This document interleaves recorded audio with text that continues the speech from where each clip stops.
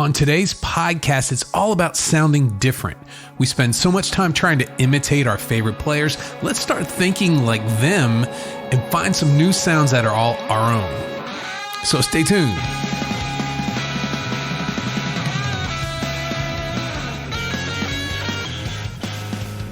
Hello, welcome friends to episode 153 of the Play Guitar Podcast. I'm Lee, and this is the podcast that's determined to make you a better guitar player. No matter if you're just starting out or you've been playing for years, this is the show that will help you become the guitarist that you always wanted to be. And if you're new here, make sure you subscribe to the podcast and check out the description for all of the links from the show. There's nothing new under the sun. Where'd I get that? Well, that's straight from the Bible, but for guitar players, this holds very true. What do we have? We've got 6 strings. We've got a pickup of some sort. We got a few pedals and an amp. It's worked. It's worked for countless players over the years. Think of all the different guitar tones that you've heard. How do we get so many different tones from these 4 basic building blocks? You've got your favorites, and we start hearing something we like. And what happens after that? You want to be a part of it. You want to sound like that. I want to sound like that. I heard that a million times. I want to sound like that. And most of us work on getting that tone. Trying to get that sound. Sometimes it takes years to get close. But what about those players we're trying to imitate? The greats. What made those players the game changers? It was because that they had a new sound that was something we hadn't heard before, and it resonated with a lot of people. It was their signature sound. It was a sound all of their own. It may have been an evolution or a combination of other players' tones, but to us, they were new sounds. And there's tons of new sounds. Not just those good ones. There's a lot of bad sounds that you can get from music equipment too. And a lot of people experimented with those, and not all of those resonated as well. But today I'm going to gently push you in a certain direction. Just a little push. But today I would like to encourage you to put your own spin on your guitar tone. Where did this come from? Well, the idea came from an article I read from Guitar World, and it was all about Tom Morello, fantastic guitar player, and I encourage you to check it out. Go over to the show notes page in the description, click the link, and I will have a link to this interview this article down there. The first part of the article is all about Tom. It's his history, going through all of his bands, and sprinkled in there were these little really cool stories that I really love. And one of the stories was about an early gig of his where the band was getting ready to play, and there was 2 other bands playing with them, and both of those guitar players for those bands were shredders. And so he just naturally spent time before the gig to work on some things that would make him unique and stand out from the other 2. And his style, uses a lot of effects and different things with his pickups, just really interesting different things. And the other story that I enjoyed from this was how he had used a 20-watt solid state practice amp and a $40 guitar to record a song that he won a Grammy for. And I'm going through this, and I can't help thinking about some of the people who sent an email, some people I know who are always struggling with their tone. So today I'm hoping to inspire you to take a chance with your tone to shine like Tom did. And remember, if we all sound exactly the same, we're in bad shape. The future of guitar music is not headed down the right path. Okay, so I thought to myself, how do we go about getting some new sounds on guitar? What are some things that we can try to break out of the imitation game? What are some things that would help us find tones that are our own? So I thought about it, and here are the 3 things to try that I came up with. It's not everything you can do, and let me know if you've got some other ideas. I would love to hear them. But my 3 things are, number 1, combining styles. Number 2, using unusual gear. And number 3, using that gear wrong. So let's take a look at this. Let's start with number 1, combining styles. What I mean by that? Well, it's using a guitar tone or a riff or a certain scale or a chord voicing or a progression, whatever it is from another style of music, and using it where you wouldn't expect it. One of my favorites that do this, it's Rodrigo y Gabriela. They are a duo. They play nylon string, flamenco-inspired acoustic metal. And it's fantastic. There's nothing like it. It's their own sound. It's amazing. And another one that comes to mind is one that always blew my mind was the Helicasters. Have you ever listened to the Helicasters before? It's older stuff. And it was like country telly tone, but it was for shred guitar. It was fantastic as well. Really interesting stuff.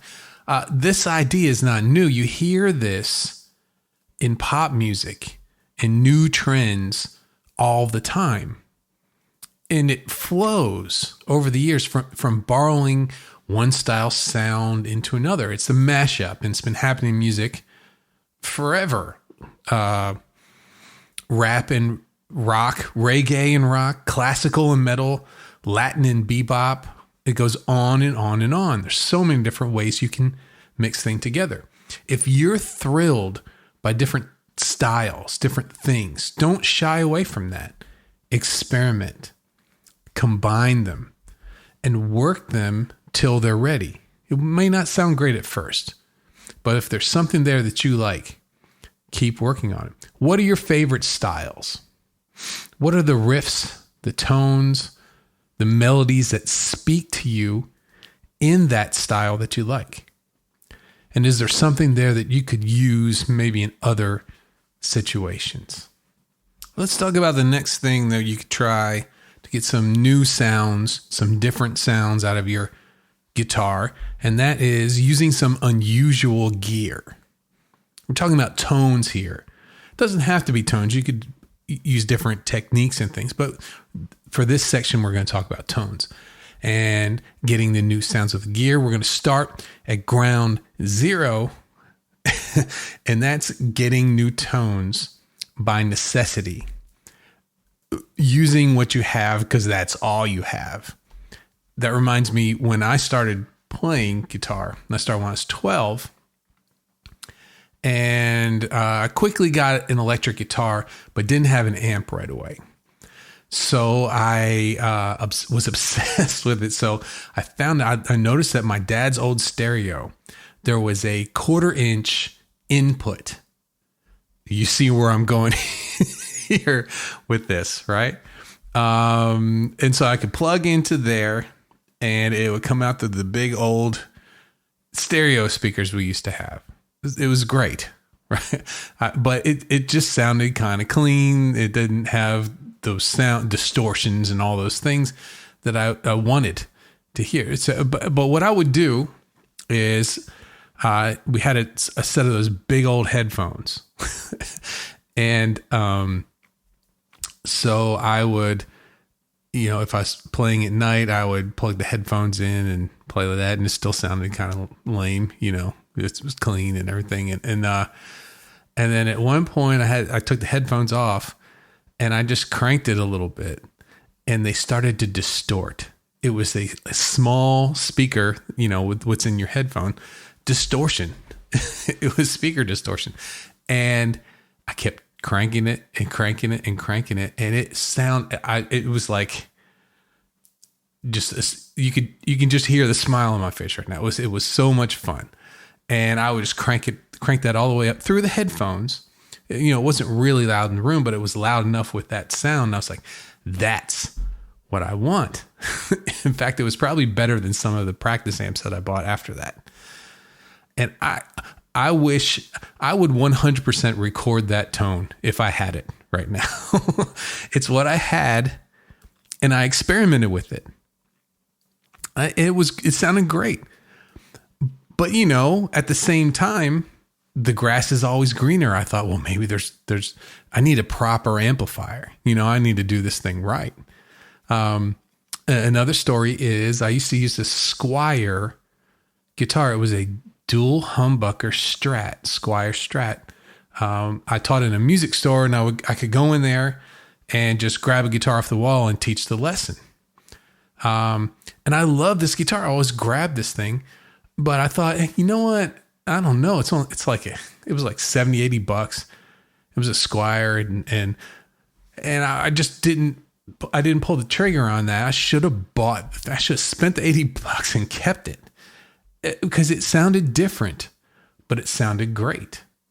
And I wish that's one of the ones that got away, How about Brian May? Brian May and his dad built his guitar, and it sounds like nothing else. Eddie Van Halen built his guitars from spare parts, from inexpensive parts too. So try everything that you have. Experiment trying to find the jewel in it. And don't worry if it doesn't sound like a typical guitar rig. We're going to try and get out of that mentality, and we're going to try to find a unique tone for that guitar or pedal or amp, whatever it is. Find the thing that it does the best. That was unusual gear by necessity. How about unusual gear by choice? If you listen to your favorite guitar players' recordings, most of the time there's overdub, there's different guitars, there's different parts with different tones that are separate from their signature tones.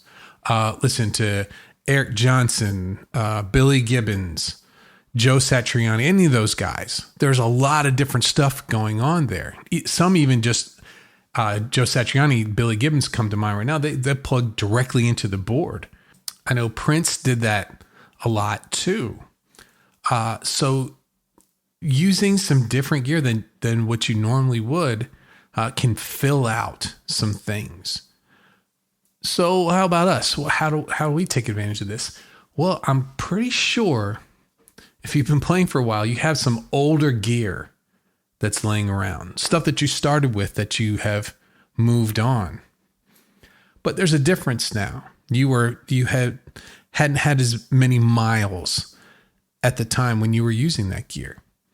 How about you go back and revisit that? Go through your old gear with your new ears. It's amazing how you miss things. I could go back and play on some old gear and get it to sound a lot better now than I did when I was using it before. You could also pick up that used guitar, that used pedal or amp that you find in different places. It may not be your all-around guitar tone, the stuff you want, but it could be useful down the road, like pawn shops and garage sales, those kind of things. We always run across them. And sometimes you just go, I don't need that. And then you kick yourself later because you said, man, I should have done that. But start cheap. If you're going to start filling out some different sounds, start cheap with instruments that you don't have that you think could fill a void in your gear. If you don't have a hollow body guitar and you see a cheap one, pick it up.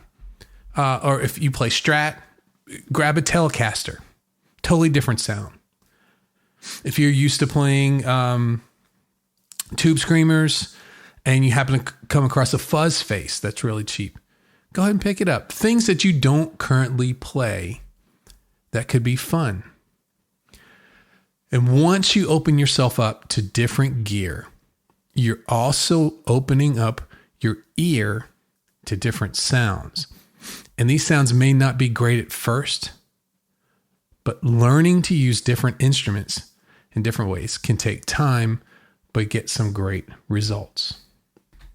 How about this? Here's the last one. using your gear wrong. Have you ever started using something and over time realized that you weren't doing it right? You've been using it for a long time and you're using it incorrectly, but you were getting some pretty good results anyway, right? That's the direction I'm going with this one.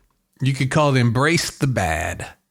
Experiment with the things that you have. Spend an hour or so taking some chances. Here's some examples. How about for guitar? Jimi Hendrix. He played an upside down Strat. He was left-handed, so he flipped a right-handed guitar over, but then the strings would be, the high E string would be physically higher in the air than the low E string. So he restrung it backwards so that the high E string was towards the floor. And he had to do that for the way that he played. But there was something cool about that. Something happened when he did that. You wouldn't notice at first. And that's the bridge pickup. On a Strat, the bridge pickup is angled. If you take a look at it, the closer the bridge pickup where the high E string is very close to the bridge, and on the low string, it's pretty far away from the bridge. It's angled. And the closer a pickup is to the bridge, the brighter it sounds.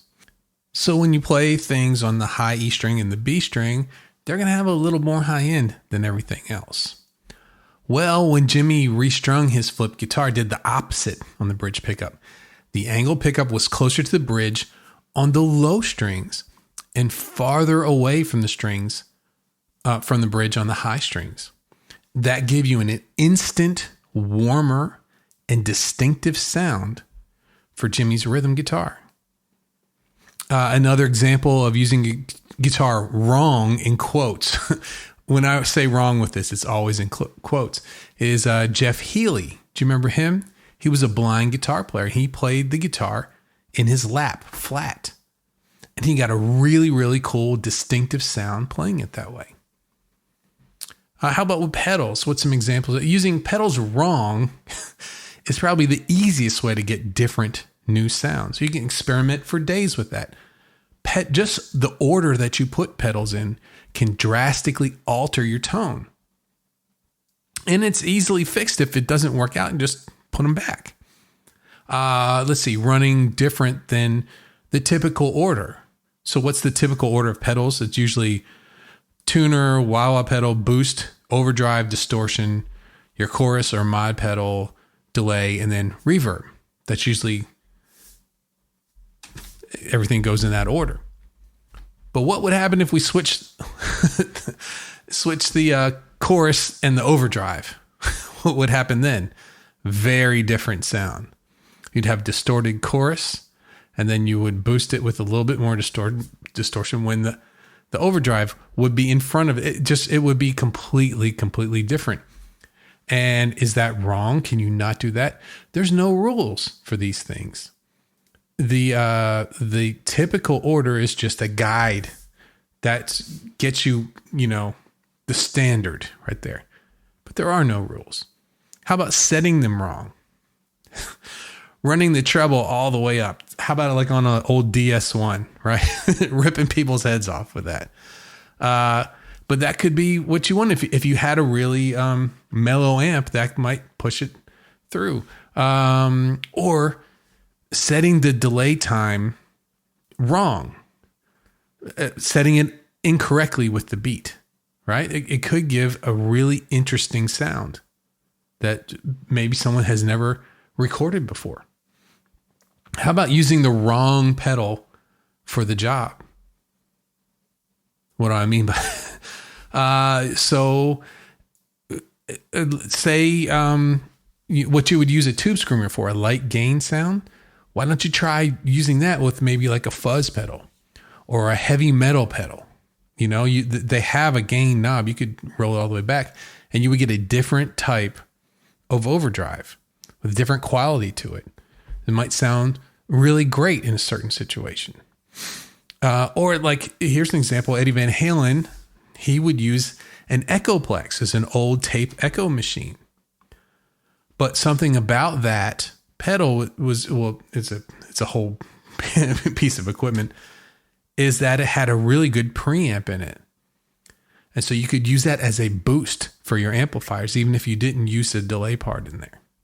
And it gave a certain distinctive sound. In fact, they sell, Exotic sells the EP booster, which it's based off of the preamp from those Echoplexes. So that was something that was used, not wrong, but in a way not intended, and came out with something completely different. How about with amps? You could get your amps to break up strangely. You know, the way that everyone does it first. They roll the bass all the way up, and then you realize that it gets mushy there. Well, that might be a good sound for something. It sounds almost like a fuzz pedal, has that mushy low end bass with a wide open kind of breakup. I've heard of people who use small amps to boost bigger amps running one into the other. I wouldn't try that. You have to be very careful with something like that. Or another thing that's very common is running an amplifier into a speaker cabinet it wasn't intended for and getting a whole different sound. I hope today I gave you that gentle push out of your comfort zone. Hope I gave you some ideas, maybe something that you might want to try the next time you get to sit down and plug in and play. So just take an hour out this week and do some experimenting with the gear that you already have. Learn what it can do and try setting it in different ways that you might not normally think to try. And if this sounds fun to you, because it sounds fun to me, later on this week, I'll be going live and doing some gear experimenting of my own and getting help from you all in the chat there. So if you'd like to hang out with me, make sure you subscribe to youtube.com/Play Guitar Academy, or just type in Play Guitar Academy in the search. It'll take you right there, and subscribe, and then you'll get notified later on in the week when we start these live streams back up again. All right, I'm going to call it that's a wrap. Thanks for joining me today for the Play Guitar Podcast. Make sure to hit the button below to subscribe to the show. And if you're watching on YouTube, hit the notification bell so you can get all my content as soon as it comes out. For more episodes, lessons, and ways to get involved with the Play Guitar community, visit playguitaracademy.com. Thanks again, and I'll see you on the next episode.